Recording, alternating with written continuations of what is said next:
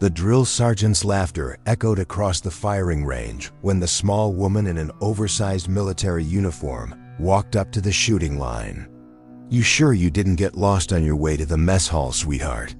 he bellowed, causing the entire squad of Special Forces candidates to erupt in laughter. Some made exaggerated gestures of offering to carry her rifle for her. She said nothing, just adjusted her stance and began checking her weapon with methodical precision. As she bent to examine the scope, her sleeve rode up slightly, revealing the edge of what looked like a tattoo, a wolf's head silhouetted against a crescent moon with Roman numerals beneath it.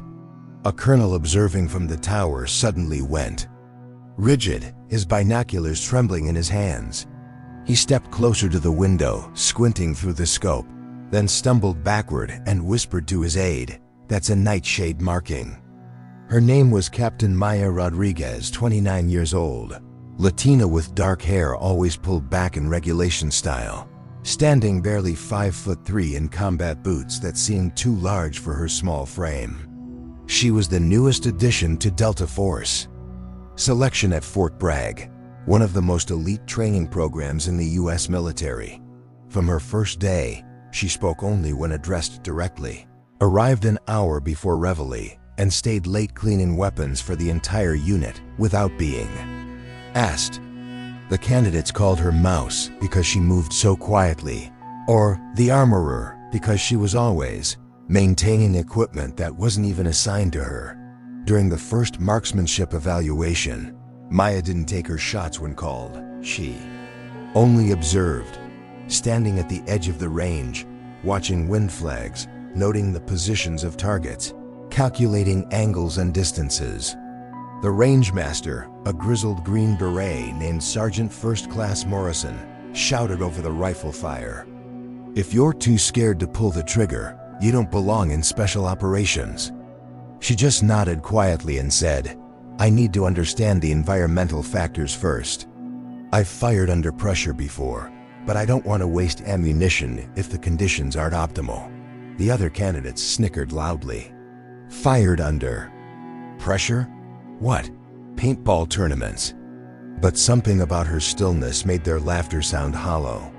The way she handled her rifle, the methodical way she performed weapons maintenance, the precise way she calculated ranges and wind drift, these weren't the movements of someone who'd only trained on civilian ranges. When she observed the combat exercises, her eyes tracked every movement with magical precision. She calculated bullet drop by watching grass movement in the wind. She noted how temperature changes affected powder burn rates and muzzle velocity. She memorized the shooting positions of every candidate, every angle of cover, every potential threat vector. "Why aren't you participating in live fire?" asked Captain Williams, the officer in charge of marksmanship training. "Because," she said quietly, "I need to remember why I stopped pulling triggers." The other candidates exchanged glances. There was something in her voice, not fear, but something deeper, something that made the training range feel suddenly more serious despite being a controlled environment. She spent hours after training sitting alone in the armory, staring at targets downrange through a spotting scope. Her fingers would unconsciously trace the wolf tattoo, as if remembering something she desperately wanted to forget. The candidate's mockery grew more vicious. Maybe she's waiting for the targets to wave a white flag, or maybe she thinks this is a yoga retreat. But Maya never responded. She just continued her routine, arriving first, leaving last, maintaining everyone's equipment with obsessive attention to detail. One night, Captain Williams found her in the weapons storage room, inspecting rifles in complete darkness, using only her hands to check barrel cleanliness and trigger mechanisms. "Rodriguez, what are you doing?" "Ensuring reliability," she whispered. "Reliability for what?" She looked up, and for a moment her eyes held something ancient and haunted. For when someone's life depends on these weapons functioning flawlessly, and there's no opportunity for second chances. Have you ever witnessed someone truly skilled being completely underestimated? Type "witnessed it" if this resonates with you. During a high-value target simulation, intelligence reported that a terrorist cell had taken hostages in a compound 12 miles from base. This was exactly the kind of scenario Delta Force candidates trained for, but now with evaluation scores. On the line, several of the experienced operators were second-guessing their strategies. The compound was fortified, the hostages were in immediate danger, and the window for successful rescue was closing rapidly. Morrison was coordinating the assault teams when Maya quietly approached the command post. "I can take the overwatch position," she said simply. The candidate stared at her in disbelief. You haven't even qualified on the range yet." Morrison laughed harshly. "This isn't the time for charity cases, Mouse. This is professional evaluation." But Captain Williams noticed something different about her now. The hesitant, quiet woman they'd known for weeks was gone. In her place stood someone who moved with lethal precision. Someone checking equipment with the fluid motions of someone who'd done this in actual combat. As she prepared her sniper rifle, her sleeve rode up further, revealing more of the tattoo. Captain Williams, who'd served 3 tours in Afghanistan before becoming an instructor, caught sight of it fully for the first time. A wolf's head in profile against a crescent moon, with small Roman numerals beneath. N-Svi. His blood went cold. He'd heard whispers, classified rumors among special operations veterans about a unit that operated in complete secrecy, eliminating high-value targets in situations where conventional forces couldn't operate. They called them Nightshade Six, of the most lethal precision marksmen who'd ever served. "Rodriguez," Williams called out, his voice strange. "That tattoo, where did you get it?" Maya paused in her rifle preparation. She looked at him with those calm, dark eyes, and for the first time since arriving at Fort Bragg, she truly looked at him. "You served 5th Group," she said. It wasn't a question. 3 tours. "You were in Kandahar province in 2020, Williams." Hands began to shake. "How could you possibly know that?" "Because Nightshade provided overwatch for your convoy ambush at Grid 41 SMD 12,345 67,890. Your Humvee took an IED hit, your radio operator was KIA, and you were pinned down for 7 hours." The training area went completely silent. Other candidates had stopped their preparation, sensing something momentous was happening but not understanding the full significance. "That ambush," Williams whispered. "The after-action report said enemy snipers were neutralized by unknown friendly forces, but we never saw who was providing cover." Maya nodded as she finished zeroing her scope. "You weren't supposed to see us. That was the point." She moved toward the elevated firing position overlooking the mock compound. "How many were in your unit?" Williams asked quietly. 6, Maya replied, her voice barely audible over the wind.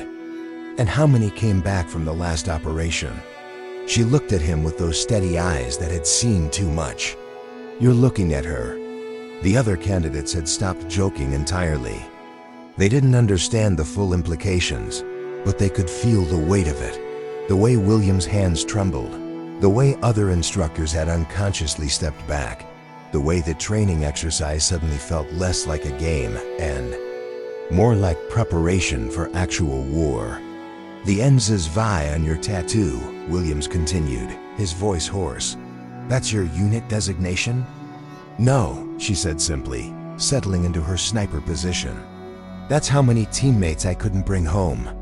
If you've ever completely misjudged someone's capabilities, type "I was wrong" now. The hostage rescue simulation began with Maya providing overwatch from a position 800 meters from the target compound. What happened next would become legend in Special Forces training circles. She began calling out precise intelligence that ground teams couldn't have gathered on their own: enemy positions, movement patterns, weapon placements, even the emotional state of the hostage takers based on their body language. But it was her precision fire that revealed who she truly was. When the assault began and enemy role players began engaging the assault teams, Maya's rifle spoke 6 times in rapid succession. 6 simulated enemies, positioned in locations that ground forces couldn't even see, much less engage effectively.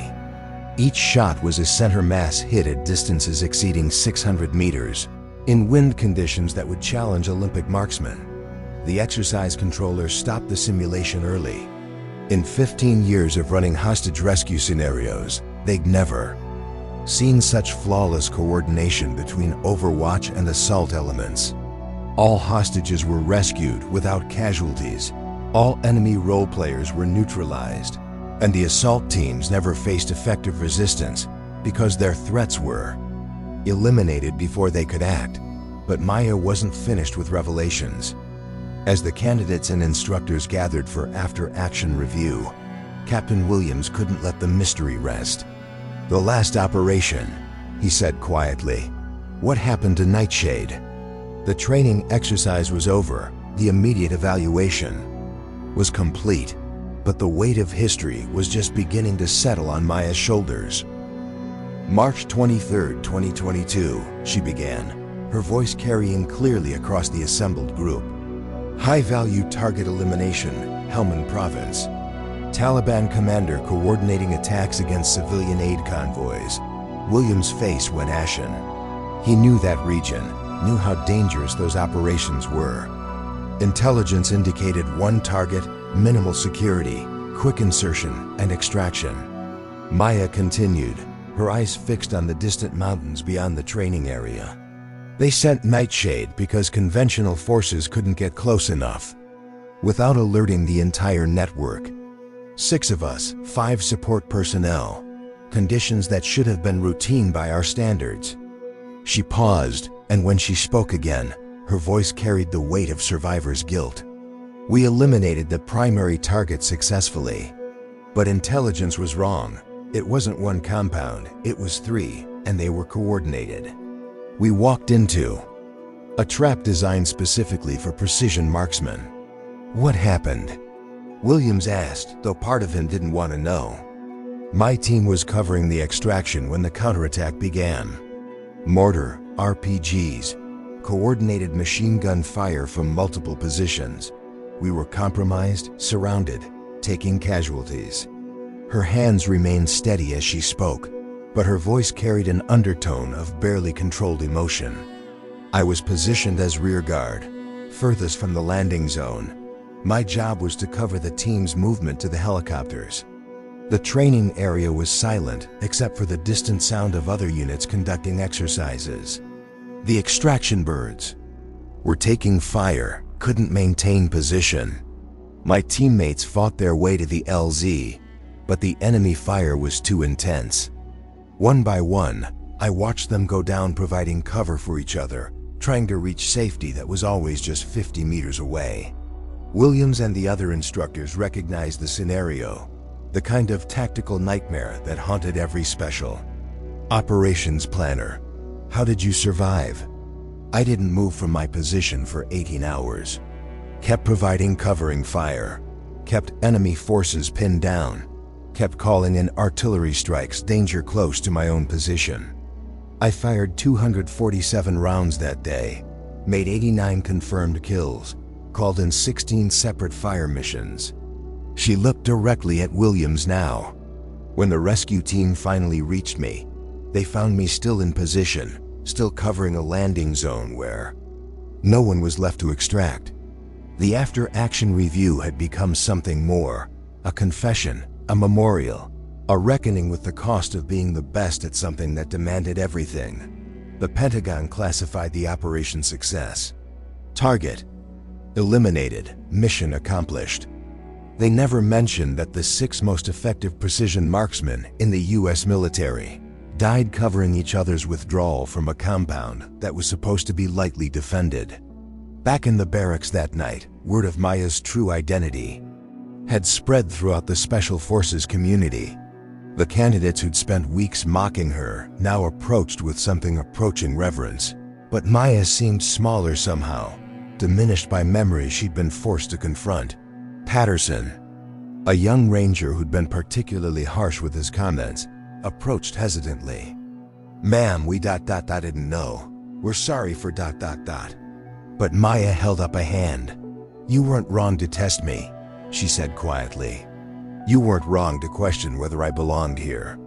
I question it every day." She looked out the barracks window toward the training ranges where her teammates' sacrifice was remembered only in classified reports. The moment you stop questioning whether you deserve to be the one who survived, you become a liability to everyone around you. Another candidate, a former Marine named Jackson, spoke up. "But why didn't you tell us? Why endure the harassment when you could have shut us up on day one?" Maya smiled sadly. "Because the moment you start trading on past accomplishments, especially accomplishments built on other people's sacrifice, you stop improving. My teammates died because we became too confident, too sure that our reputation would carry us through any situation." She walked to the window where she'd spent so many solitary hours staring at the ranges. "I came here because I needed to remember that being a warrior isn't about past victories. It's about being prepared for the next mission, the next challenge, the next time someone's life depends on your training and discipline. It's about doing the work when no one's watching so you can do the job when everyone's counting on you." The candidates gathered around her, men and women who'd spent their military careers thinking they understood sacrifice and professionalism. "You want to know what Nightshade really was?" she asked. "We were the people who took the shots no one else could take, from positions no one else could reach, under conditions no one else could endure. But we weren't superhuman. We were just soldiers who practiced impossible shots until they became routine." She turned to face the group, and for the first time since the exercise, she made eye contact with each of them. "Today, you all became Nightshade. You didn't panic under pressure. You supported your teammates. You trusted someone you barely knew to provide overwatch for your lives. That's what special operations really is. Ordinary soldiers doing extraordinary things because the mission requires nothing less than perfection. If you believe the most dangerous people are those who've learned that violence is never the first choice but always the final answer, type measured force." But Maya had more to teach than marksmanship and tactics. Over the following weeks, she quietly began transforming how the selection course operated. She didn't demand recognition or special treatment. Instead, she improved training protocols, identified weaknesses in operational procedures, and mentored candidates individually to help them exceed their perceived limitations. She worked with each person according to their strengths. Patterson discovered he had exceptional fieldcraft skills that complemented his aggressive nature. Jackson, despite his Marine background, learned advanced techniques for precision fire under extreme stress. Even the instructors found themselves learning from someone who'd refined their skills in actual combat rather than training environments. "Why are you doing this?" Captain Williams asked one evening as they reviewed marksmanship scores that had improved dramatically across the entire class. "You don't owe us anything. If anything, we failed you by allowing the harassment to continue." Maya looked up from the training schedule she was revising. "Because," she said simply, "next time, I might not be here. Next time, it might be one of you who has to make the shot that saves lives or completes the mission." She paused, then continued. "Nightshade wasn't effective because any one of us was superhuman. We were effective because we made each other better. When one of us was having an off day, the others compensated. When one of us spotted something the others missed, we all learned from it. We succeeded not because individual skill was exceptional, but because our collective capability was unstoppable." The selection course pass rate improved significantly over the following months. Other special operations units began inquiring about Fort Bragg's new training methodologies. The candidates who'd once mocked Maya now spoke of her with quiet respect, but more importantly, they'd learned to recognize potential in each other that they'd never acknowledged before. 6 months after the hostage rescue simulation, Maya received orders for assignment to a classified unit operating out of JSOC headquarters. As she packed her gear, she found notes from every member of her training class tucked into her footlocker. Each one thanked her not just for the tactical instruction, but for something more personal, showing them how to maintain discipline under pressure, helping them understand the weight of responsibility that came with their training, or simply treating them with respect when they felt like they didn't deserve it. At the bottom of each note was the same phrase, written in different hands: one shot, one kill, one team. On her final day, the entire selection course formed up on the parade ground as her transportation arrived. Captain Williams presented her with a small case containing a scope mount engraved with the words, "To Captain Maya Rodriguez, who taught U.S. that the hardest target to hit is perfection, and the only acceptable standard is to keep trying." But it was Patterson, the young ranger, who articulated what everyone was thinking. "Mama, how do we become operators like you?" Maya smiled, and for the first time since anyone had known her, it reached her eyes. "You don't," she said. "You become better. You become the version of me that brings all 6 teammates home. You become the operators who never have to carry the weight I carry." As the vehicle pulled away, carrying her toward another assignment, another group of warriors who didn't yet know they were about to learn what it meant to be truly elite, Maya looked back at the candidates she was leaving behind. They stood at attention, not because regulations required it, but because they'd learned that being part of something greater than themselves was the only way to honor those who'd paid the ultimate price for their freedom to serve. The last thing she saw before the base disappeared in the distance was Jackson teaching a new candidate advanced breathing techniques for long-range precision fire, using the exact methods she'd shown him weeks before. The knowledge was spreading, the way the most important lessons do, quietly, professionally, until excellence wasn't just a goal, but a standard of conduct. If you believe the most lethal weapons are carried by those who understand the true cost of using them, type peace through strength. There are warriors who don't need to announce their qualifications because they've already proven them in places that don't appear on any official map.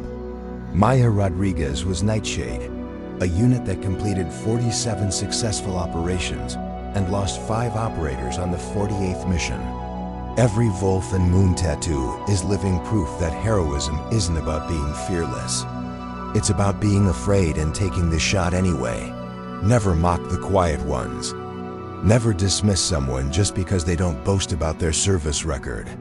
Maybe the person you're underestimating is the one who'll cover your movement when everything goes wrong.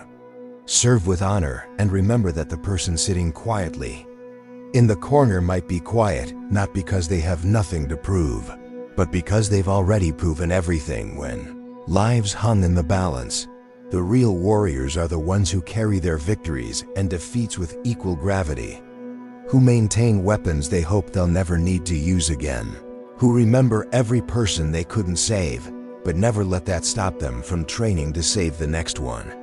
They don't need recognition or decorations. They just need to know that when the moment comes, they'll be ready, and the people counting on them deserve their absolute best effort. Remember, the loudest soldier in the unit is rarely the most dangerous. The most dangerous soldier is usually the one cleaning everyone's weapons without being asked, making sure the mission succeeds and everyone comes home, hoping they never have to demonstrate just how deep their training goes.